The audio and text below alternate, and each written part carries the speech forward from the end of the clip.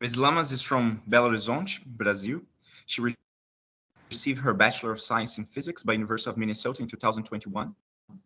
And currently, she is a second-year graduate student at the University of Illinois, Urbana-Champaign, in the physics department. Let's all welcome our speaker. Thanks for inviting me. I guess everyone can see my slides just fine, right? Yes.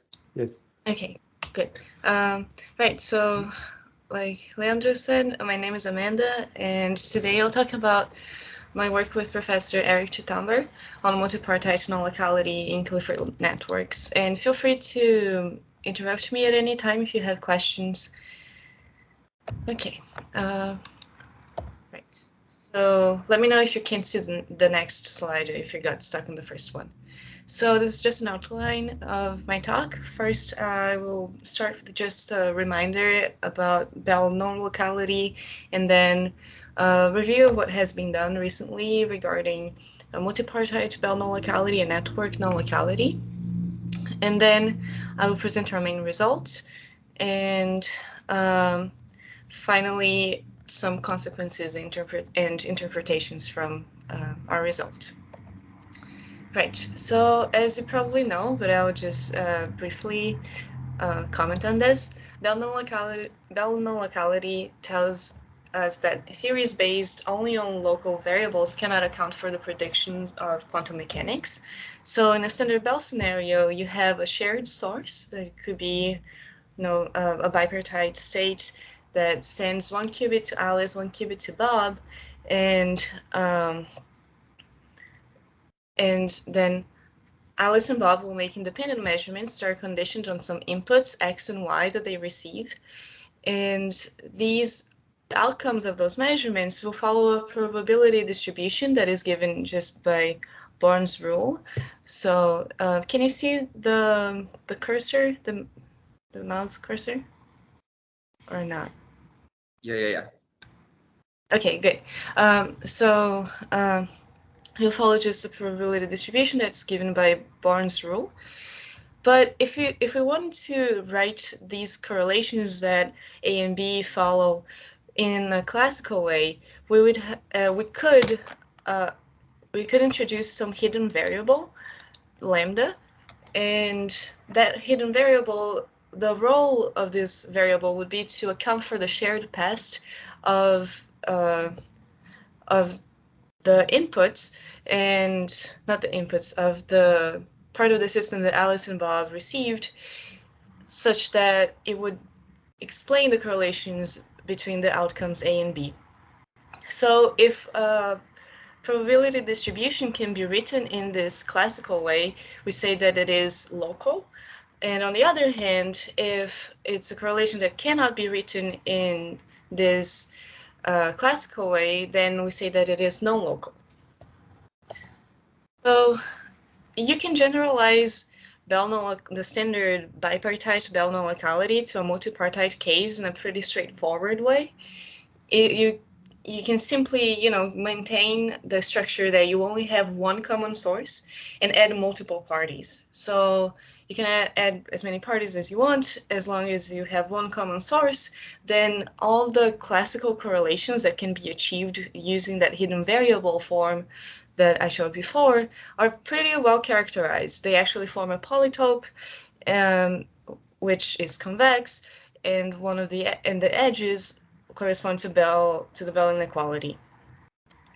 Now you can further generalize this, and instead of restricting your scenario to only one source, now you can have multiple independent sources, and that's a network scenario. So in a network scenario, the main difference from the previous one is exactly this independence of the sources. Because now the way to write this classical probability distribution will involve independent hidden variables. So because they are independent, global shared randomness is no longer a free resource in this case, like it was in the standard Bell scenario. And this has deep implications because now the set of achievable correlations or probability distributions in this network scenario is very different from what it was before. In fact, it's no longer convex, which makes it much harder to characterize. You'd have nonlinear Bell inequalities, for example.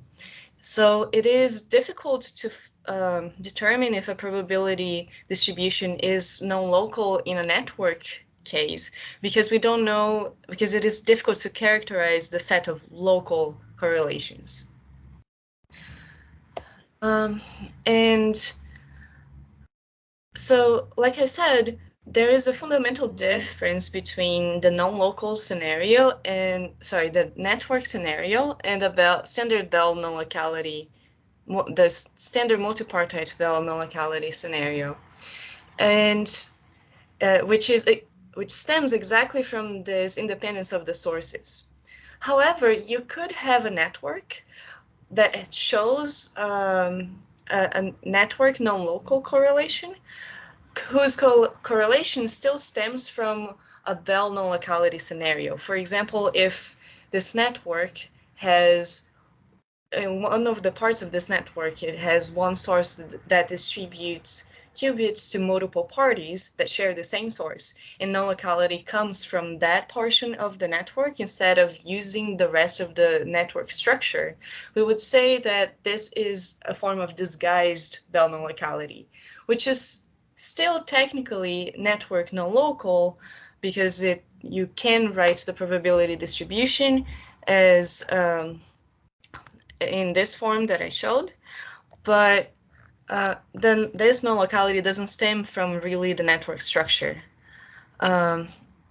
So here, for example, if you have this simple network with 3 parties and two independently shared sources, you could have Alice and Bob testing the CHSH game and independently from Charlie. So Bob could simply ignore everything he gets from Charlie's side and the source shared with Charlie, and Alice and Bob could still violate the CHSH inequality, and this would give rise to non-local probability distribution. However, this was exactly the standard Bell scenario that I talked about earlier. So this network structure didn't contribute anything for this kind of non-locality. And this motivates the idea of genuine network non-locality. So genuine network non-locality would be exactly a type of network non-locality that cannot be reduced to the standard Bell non-locality. That is, it is a form of non-locality that really stems from the network structure. However, a more precise mathematical definition of genuine network non-locality is still lacking. There are some not equivalent definitions in the literature. They are sometimes complementary, sometimes they are incompatible. And the main difficulty at this point is to just agree on what the authors mean by reducing something to standard Bell non-locality. But why do we still care about this concept? Well, once because it would be really nice to know when a probability distribution stems from this network structure, because that then could, if you simply have the information of the probability distribution, then you can know if there is a network structure behind it. If you know that that the kind of non-locality that it shows is genuine network non-local. And there are some really strong candidates of genuine network non-locality. So there are some papers that show networks with correlations that we strongly believe are genuine network non-local, even if we still don't have one precise, universally accepted genuine network non-locality definition. And I will tell you in a second why it is very likely that we cannot reduce those distributions to a standard Bell non-locality case. In particular, this last reference that I mentioned in the previous slide, has a very strong candidate. Here they have this triangle network, and on each edge they distribute this maximally entangled state. And then each party will make a measurement in the spaces. Their main result is that for some values of the parameters u and v, you always get non-local distributions. And in here, we believe that this is genuine network non-locality, and the authors of this paper also claim that they also believe that this is genuine network non-locality, because instead of relying on violations of bell type inequalities to prove this theorem and to show that this is a non-local correlation, they rely on logical contradiction. So, for example, when they assume that they can write this probability distribution that they find in the classical way, they violate like other inequalities, like Cauchy-Schwarz inequality. So it isn't a form of non-locality that was achieved through violating Bell type inequalities. And the measurements that they make are entangling. So it is very unlikely that this can be reduced to a standard Bell scenario. And in particular, they show that for u equals v equals to 1/2, in which case this would be a measurement, this would be a projection in the Bell basis, the distribution is local. And up until that point, no one had showed why that would necessarily have to be the case. Well, they did show that it was a local distribution, but this seems to be a special case, because here we only have like maximally entangled state, so it's a stabilizer state, and they are making a stabilizer measurement. And I will define those terms later, but what we do in our paper is exactly showing that these kinds of networks with these kinds of measurements and states can never achieve network non-locality. So we formalize and generalize this this piece of their result. Right. So I told you that. Yeah. Hello. So I'm kind of lost there. So can you go back to the previous one? So here, AB, AC, and BC, they all share a maximally entangled state. On each edge, that's the state that they receive. Yeah. Well, each party will receive 1 qubit from that state. Then what's the difference? Like, can I just like ignore one of them? Then they just share maximally entangled state. Then isn't it a reduced Bell scenario? So in this case, it wouldn't be, because so the measurements that they make here, are you talking, well, in this case specifically for these special values of u, where they prove that it is non-local, then it wouldn't be the measurements that give you sorry, can you repeat your question? Are you talking about so previously you used like AB and BC share like they both share entangled state. Then you say, oh, can just ignore C, and then AB is like CHSH scenario. Then why we cannot do that in here? I see. Yeah. So the measurements that they make are not the same that the measurements that they are making here in the cases where they proved that the correlation should be non-local. So for these parameters, it wouldn't reduce to a CHSH scenario, but here, yeah, but here the situation is different. And yeah, I think that's it. I can double check later and get back to you too if. Okay, thank you. Right. So I said that characterizing the set of correlations of network that networks can give rise to is difficult. And we still don't know a lot about the set of correlations. So it is necessary to characterize those further to fully understand the capabilities of networks in terms of non-locality. And it would be interesting to be able to determine what kinds of networks can generate non-locality in general, and what kinds of networks can generate this genuine network non-locality. And in this process, we should also sharpen the definition of genuine network non-locality.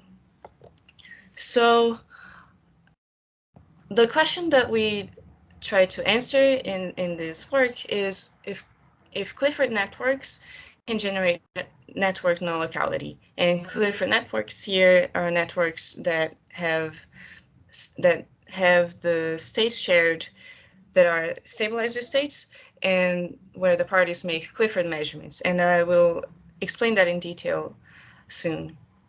And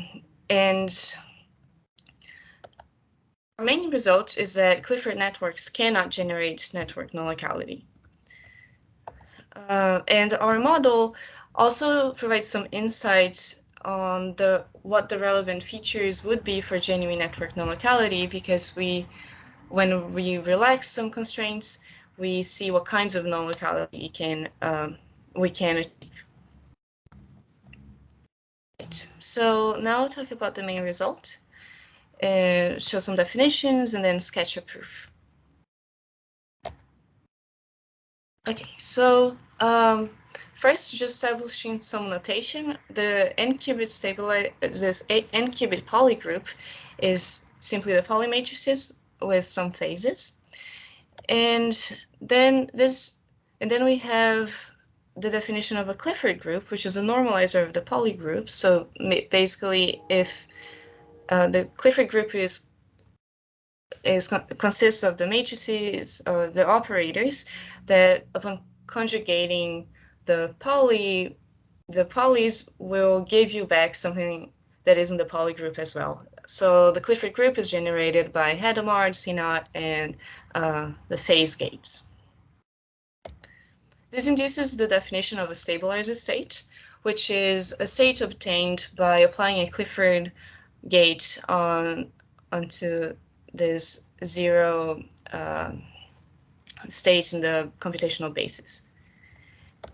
And then we have the idea of a stabilizer group, which is simply the group that leaves the state unchanged. So here, in other words, stabilizer group is that generated by n independent commuting elements from the Pauli group that simultaneously have the state in the state of interest as a +1 eigenstate. So, for example, the stabilizer of this maximally entangled state is just x1, x2, z1, z2, where 1 and 2 just label the qubits. Because applying x1, x2, or z1, z2 leaves this state unchanged. Right. So now we're ready to define what we call a Clifford K-network distribution. And a distribution is Clifford K-network if it's generated using a specific procedure. So we have this network, and on each hyperedge, we have a pure stabilizer state being distributed on this hyperedge. And here, a hyperedge is just an edge that can connect more than two parties. So it could be an edge connecting 3 parties, so with a source that sends qubits to each of them. And here, the size of the hyperedge, which is the number of nodes that it connects, of parties that it connects, is smaller or equal than K, which is where the K network label comes from. And then each party will introduce M ancilla qubits, initialized also in 0. And then they will apply Clifford gates on their N plus M qubits held locally. So they will apply gates on their ancillas and the qubits that they received from the sources at once. And finally, they'll make measurements in the computational basis, and which will yield some outputs. So in the end, the probability distribution will be given by this expression, where omega is the overall state of the network after each party applies their Clifford gates. And I must emphasize here that this is something that is done, can be done simultaneously. The parties don't communicate with each other in this process. So our main theorem says that every Clifford K-network correlation is K-network local. That means that, so to prove this, we need to show that this probability distribution can be written in, can always be written in a classical model way, in a classical model. And so we just have to find this hidden variable model that reproduces this probability distribution to prove this theorem. And first, to do that, we are going to show that a simplified graph is equivalent to the general networks that we are considering. The first simplification relies on the idea of that every K-network non-local distribution can be obtained from a quantum 2 network non-local distribution. This is the statement of proposition 1 that we prove in the paper. And here in this proposition, we show that for every quantum K-network non-local distribution, there is a distribution of more parties that with post-selection can reproduce the probability distribution of the original n-party network. The idea here is that the hyperedges will be replaced by bipartite edges. So in each hyperedge, we'll introduce some party that shares bipartite sources with the other adjacent parties. And then these parties will make, through teleportation, they'll make the teleportation measurements. And in the appropriate cases, they will distribute the original state rho E to the original parties. So the way that we ensure that we are picking exactly the times where teleportation happens and the parties that receive the states don't have to change anything to receive the original state is exactly when the outcomes of these teleportation measurements are 0. So this is the role of post-selection in this case. So we have this network with some extra parties that are only 2 network non-local and instead of K-network non-local, but every K-network non-local distribution can be written in this way. Therefore, if we want to show that Clifford K-network distributions are always local, then it suffices to show that measuring Clifford 2 network states always leads to 2 network local distributions. Right. So that was the first simplification, was instead of considering networks with hyperedges, now we can simply consider a network with bipartite edges through post-selection. And the second simplification uses this result that every bipartite stabilizer state can be taken to copies of this maximally entangled Bell state or a product state just using local Cliffords.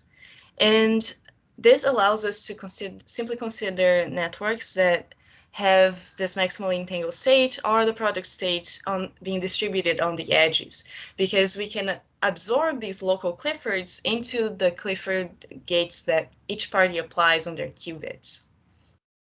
So, and when the state can be reduced to the product state, then the parties are uncorrelated. We can just remove that connection at that edge. And finally, we also prove that local ancillaries provide no advantage in generating two-network non-locality. So in the end, we show that we can simplify our graph to only have simple edges, maximally entangled states, and no ancillaries, and that are general, and that proving that Clifford networks only generate local distributions in these graphs is enough to show that for a general graph, that will also be the case. Right, so, and then we follow the steps that I showed before to obtain a probability distribution in this graph. So each party will apply a local Clifford gate on its qubits, and then after obtaining this new state psi prime, they will measure their qubits on the computational basis, which is just measuring observable the poly Z. And we can rewrite this by absorbing the Clifford gates that each party applies on its qubits into the measurement. And since this is the Clifford group, once we do that, we can basically think of the measurement as being this compound of the gates and the measurement to the computational basis. And this G measurement is just going to be some poly measurement with outcomes +1 or -1. And in the end, the probability distribution can be written in this way, where these measurements that absorb the previous Clifford gates are applied directly on the global state of the network, which here I represented as this phi prime of G, because all of the correlations in the simplified graph are through this maximally entangled state. So we must find the classical distribution that reproduces this one. And the way we do that is by using the idea that probability distributions that have the same parity checks are the same. Right, so more precisely, this is the content of our proposition 2, which we also prove in the paper. And the idea here is that if we have a classical model that has used some random variables whose every parity check has the same distribution as the corresponding parity check in the quantum case, then those probability distributions are the same.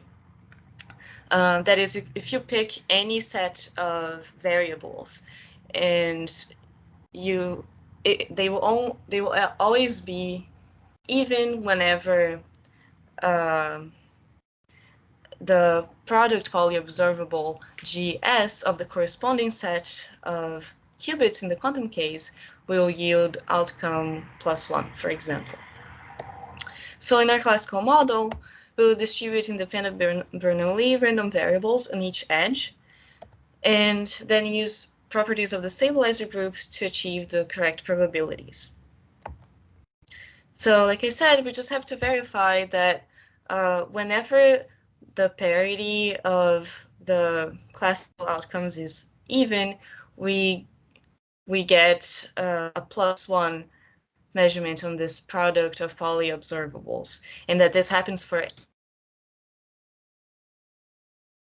the variables. Are there any other questions so far?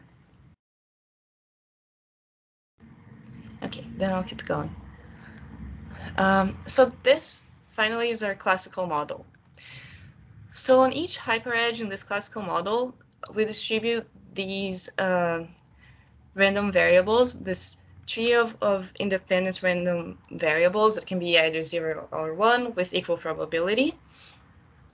And then the outcomes of each that corresponds to measuring each qubit on the computational basis in this classical case are going to be these BK classical random variables that are defined like this. And I'll explain the main idea of this in a second. So here, basically what's happening is that we are accounting for each Pauli z, y, or x that is applied on a set of qubits through these random variables. So these functions phi of x, phi of y, phi of z, they are the set of qubits upon which the Pauli measurement gk applies a sigma y. And in the end, we add this last term here, and this will become also clear in a second. So, like I said before, we have to show that we have to guarantee that whenever the parity of some subset of the classical variables is even, we get GS being 1. And the probability of this product of Pauli measurements GS is 1 when GS is in the stabilizer of the global state of the network. And we can find if GS or minus GS is in the stabilizer through this Pauli operator G0, such that if GS and G0 commute, then GS is in the stabilizer of the global state of the network. And if GS and G0 anti-commute, then it is minus GS that is in the stabilizer. In which case, if minus GS is in the stabilizer, the outcome would always be -1. And that is what we want to correspond to our odd case, which is why we have to account for that difference in even and odd, which is why this last term is here. And as a reminder, the parity check will basically be given by the sum of these classical random variables. And the reason that this works is exactly because in this graph, we have every edge distributes this maximally entangled state. And the stabilizer then of this global network state will be just disjoint pairs of xi, xj, zi, zj on each edge. This means that xi and xj will always either appear together in the stabilizer or not at all. And in either case, when you sum over all the relevant BKs, if GS is in the stabilizer, then you have an even sum on each of these terms, on each of these terms that have the variables x, y, and z. If this is an even sum, since this is mod 2, these sums will disappear, and in the end, it will just be a sum of each of those i's that account for the even or odd effect, and you will get exactly that. So if the sums vanish when GS or minus GS are in the stabilizer, you will get just this last term, which will account for the outcome being +1 or -1. And outcome being +1 should correspond to the sum being even, which is exactly what will happen since these all terms disappear and I is 0 when GS is in the stabilizer, and if minus GS is in the stabilizer, then I here will be 1, and this would correspond to the parity check being odd. So this check works, and otherwise, if GS or minus GS is not in the stabilizer, then it will show +1 or -1 with probability a half. And this is exactly what will happen in the classical case as well, because then BS would be a sum of at least one random variable. So in sum here, the idea is that this structure guarantees that whenever we have GS in the stabilizer, giving an outcome of +1, we get an even parity check. And since the parity checks follow the same distribution for any subset S of the variables, we have the same sum and the same probability distribution. And thus, this classical model reproduces our original one.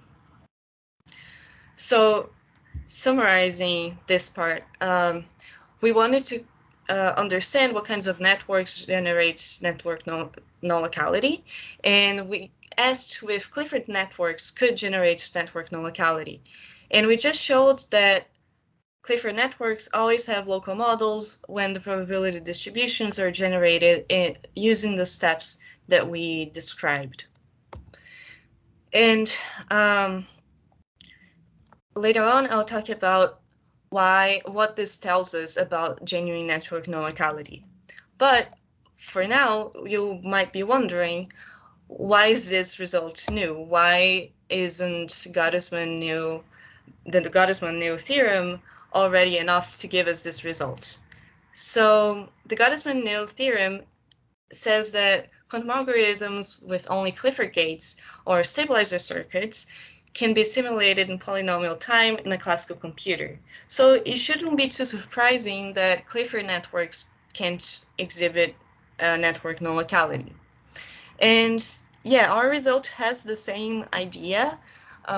It has the same flavor as the Gottesman-New theorem, but the theorem itself is not enough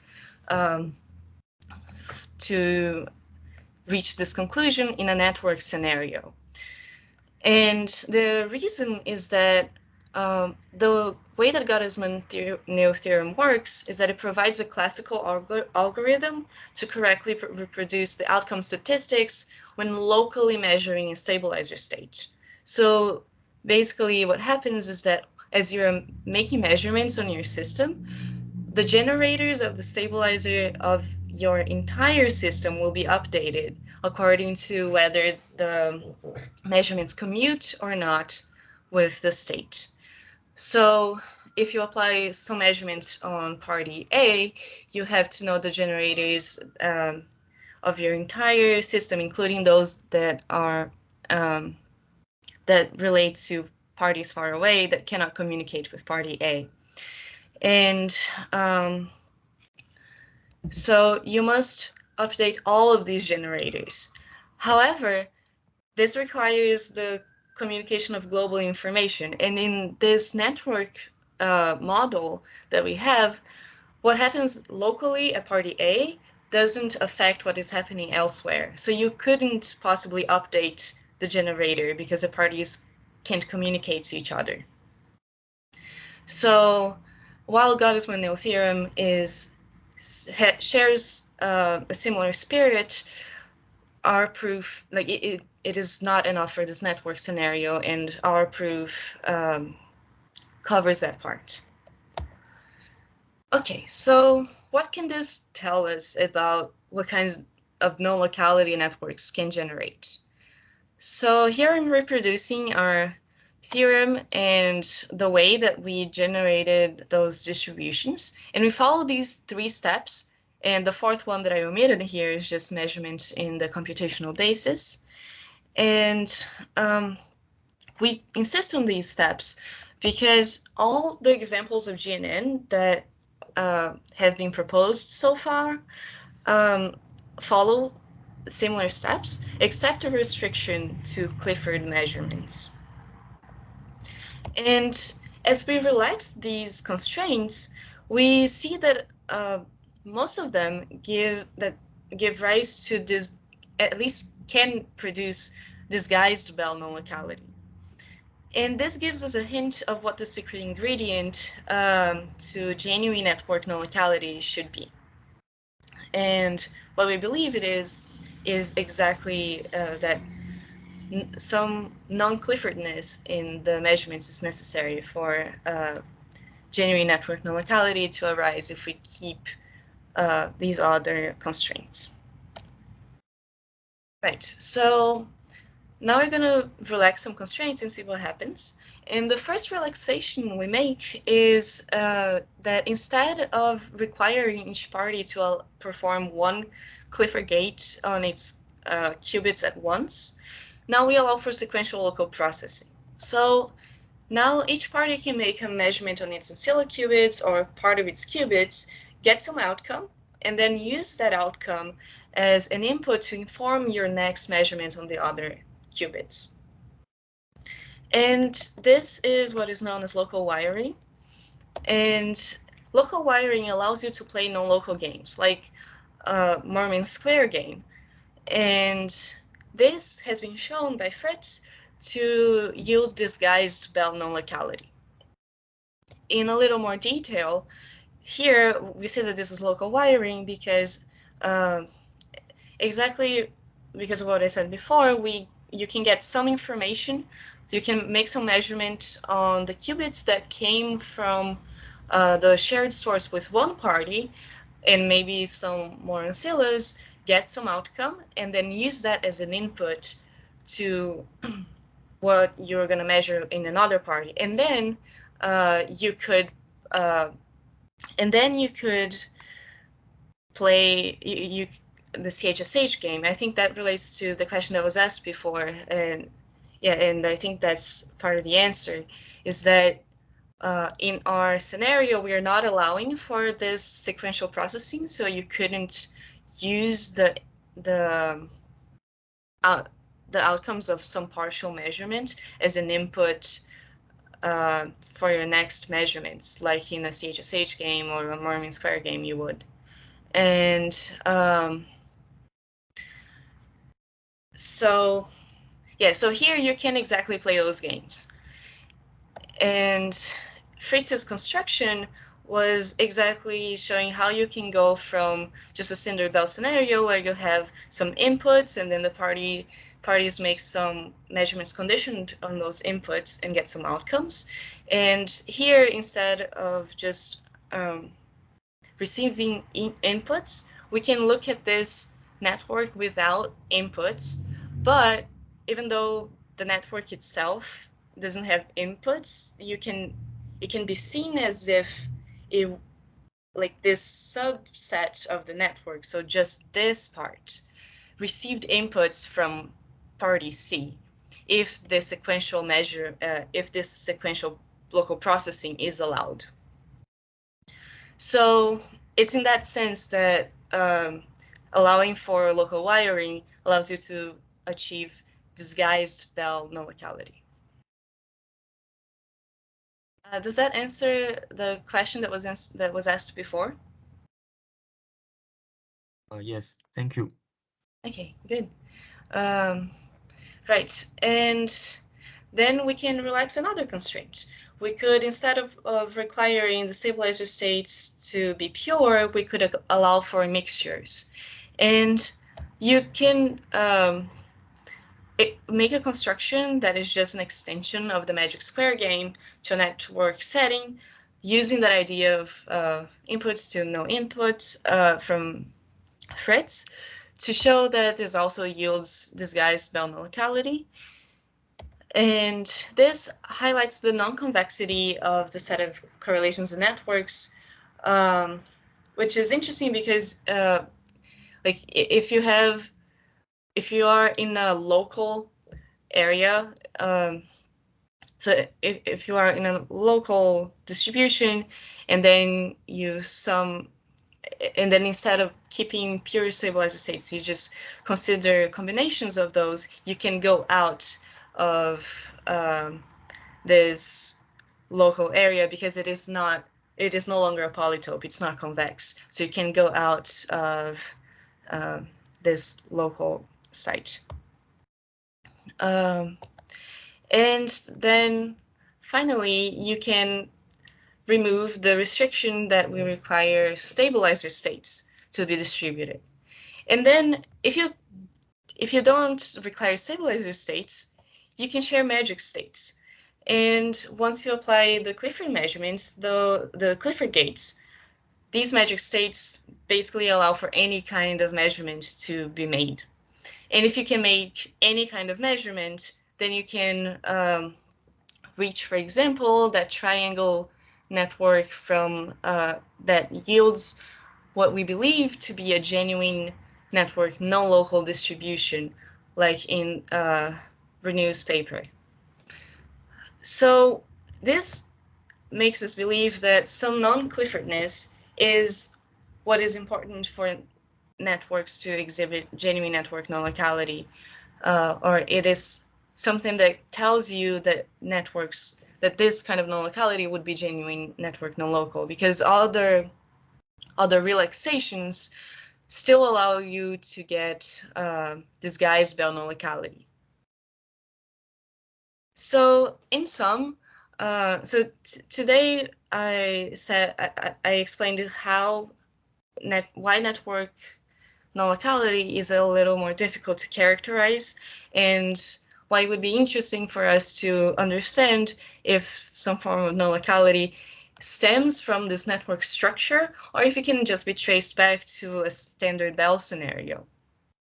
And we take a step in the direction of characterizing the kinds of networks that can or cannot exhibit network non-locality by showing that this important set of networks, which are the Clifford K network, which are the Clifford networks, which yield some correlations using that 4-step protocol, and we show that those cannot generate any form of non-locality. And this, in making the relaxations that we showed, seems to suggest that some non-Cliffordness is something that can tell you that some distribution is genuine network non-local. So we take a step in this direction of trying to sharpen that definition of genuine network non-locality. But it is still something that has to be finalized and universally accepted. And it would be interesting to see, a specific protocol to understanding what kinds of non-locality, how to determine if a probability distribution is non-local because of its network structure or not.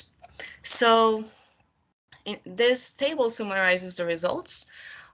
Our theorem 1 shows that for Clifford networks with no wiring and pure states, we cannot generate genuine network non-locality or disguised Bell non-locality.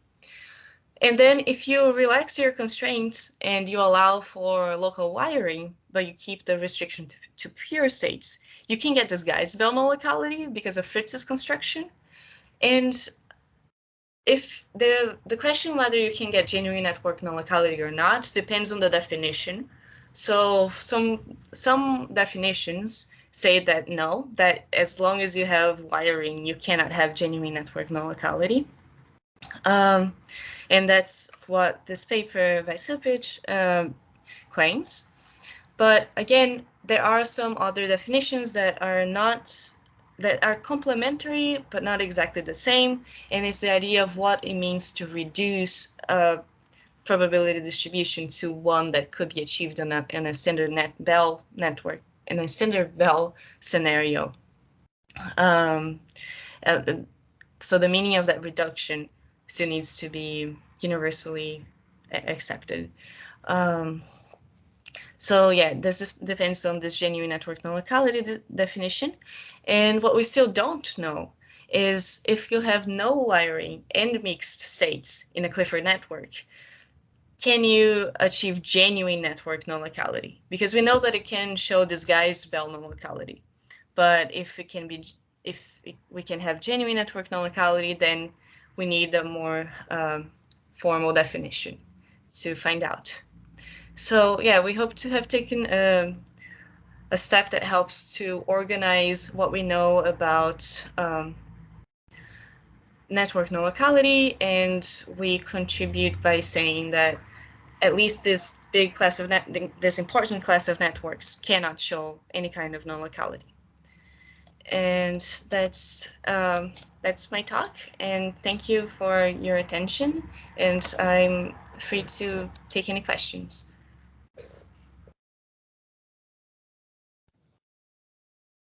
All right.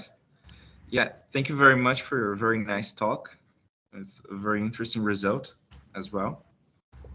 And does the audience have any questions for a speaker?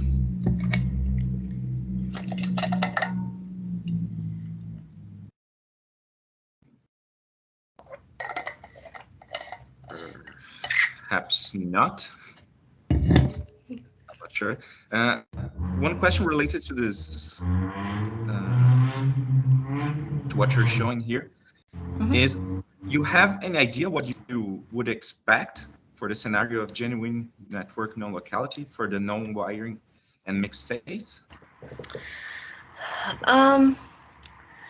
Or is this like a direction that you would take now? So I guess it really depends on what definition we converge to in terms of genuine network non-locality, but I would think that if you don't have wiring, it's hard for me to think about those things because the set of correlations achieved locally is non-convex. So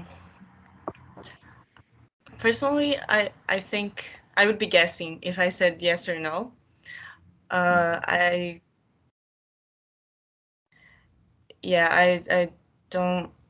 can't make a very informed guess right now. I have a guess that it would not be genuine network non-locality because of the mixture. But that's counterintuitive. Yeah, because it's kind of counterintuitive. I can't really take a guess right now, sorry.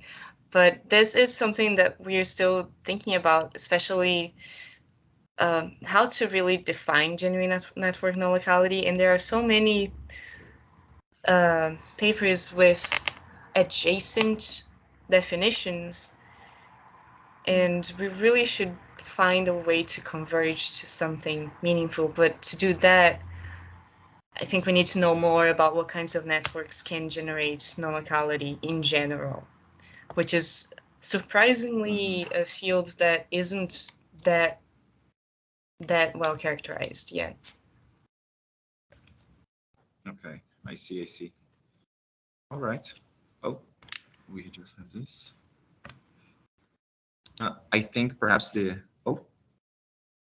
hand here. Mm-hmm.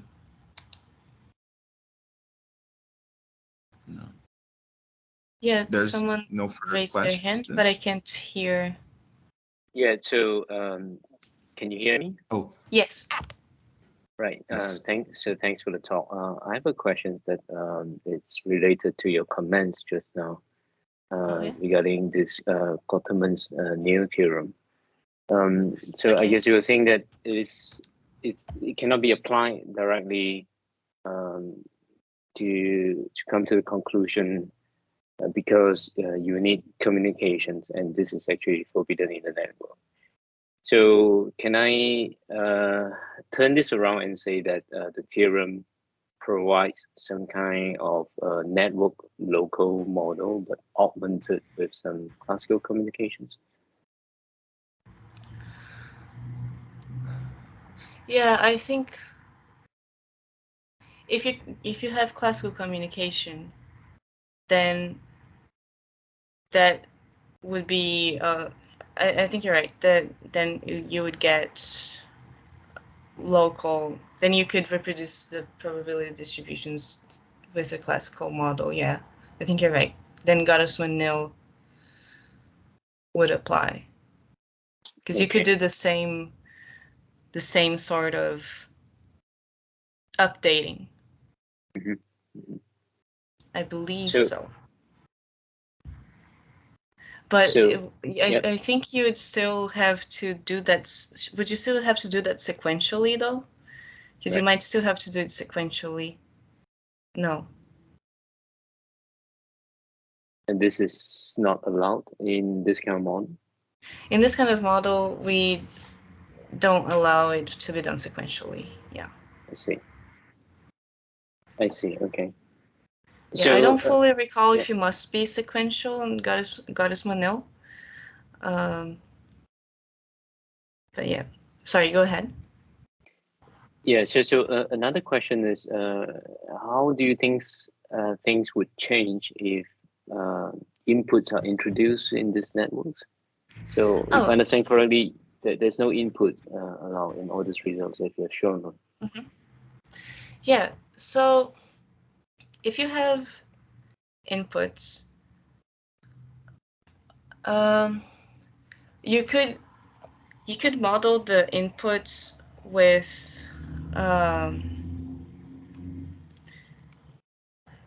you could make Fritz's construction to get the inputs. So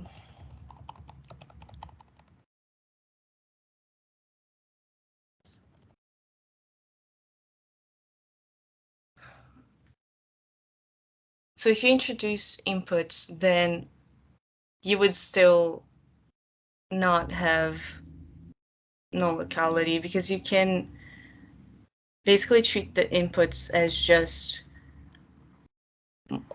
coming from other sources connected to new parties, and then you could post-select for the inputs. No, sorry, you don't post-select. Let's see.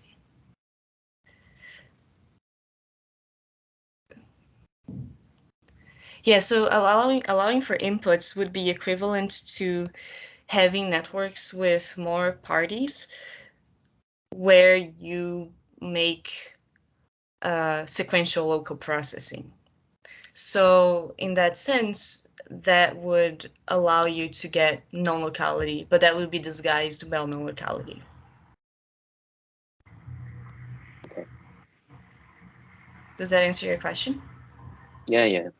Okay. Yeah, thanks. Mm-hmm.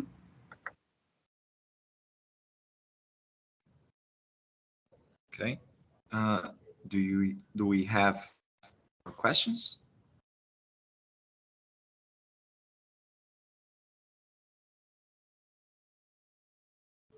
Perhaps not.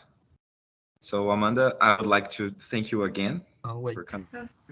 Thank you for your talk. Oh, I think someone raised their hand. Oh. I think, okay, Sishan? I can't hear you. Is it? No, I think Gerald wants to add something, muted. but he's muted.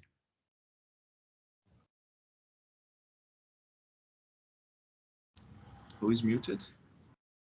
Gerald. It might be a configuration of his headset, because it doesn't seem like he's muted on Teams. It might be an sometimes my laptop mutes me without me doing it, so maybe that's it. Yeah, it happened to me.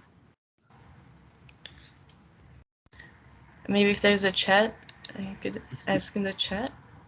Yeah. In the office, I'm not sure.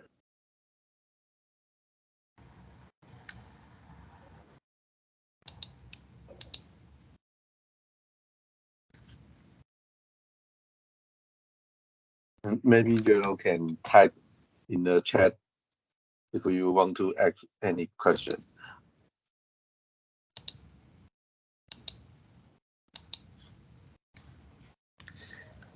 I don't know how to find the chat in Teams. Okay, Gelo. Apparently he wants to ask for an example in the triangle network. Of network non-locality? Like this example that I showed earlier from this paper? I think so. So just the example explaining why this is. Oh, his question is, do you know of non-Clifford gates would be sufficient to generate genuine network non-locality? Sorry, can you repeat that? You cut out a bit. Yes, of course. Uh-huh. Do you know what kind of non-Clifford gates would be sufficient to generate genuine network non-locality? That's a good question. I think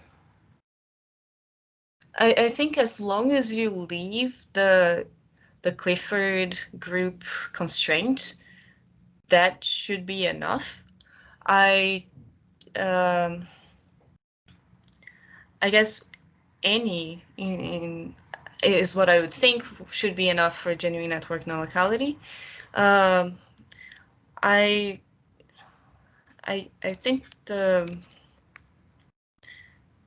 T gauge is something that can be achieved if you have a magic state and then a Clifford measurement. If I recall correctly, that would be enough. I guess any gate that would take these parameters into, these parameters where they show that this would be non-local, that this distribution would be non-local, should be sufficient. And I think that goes back to the idea of how special the Clifford gates are, in the sense that the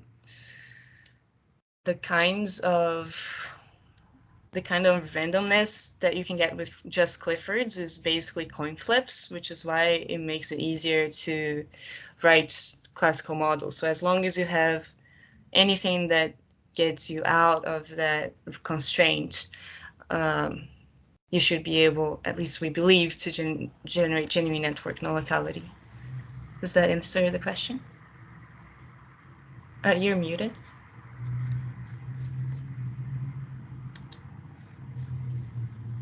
Can you hear me now? Yes. Okay. He also added that he imagines that just because you have gates does not mean you get genuine non-locality. He also said that he thinks that your answer is answers him. Okay. Yeah. For sure. Yeah. I don't. Just having Clifford gates, non-Clifford gates. Sorry.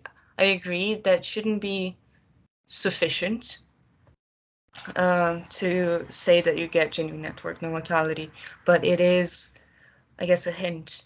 Maybe at least in these constraints that we impose, it might be a necessary but not sufficient requirement. Okay. I think we're almost at limit here. Mm-hmm. So let me thank you again, Amanda. No, thank you for inviting me. To come here. Yeah, for the nice talk. And perhaps we will meet someday. And let's see what you get from there. Right. Good. Thank you, Amanda, for the talk. Yeah, thank you. Okay, hope to see you soon. Yeah, Bye. have a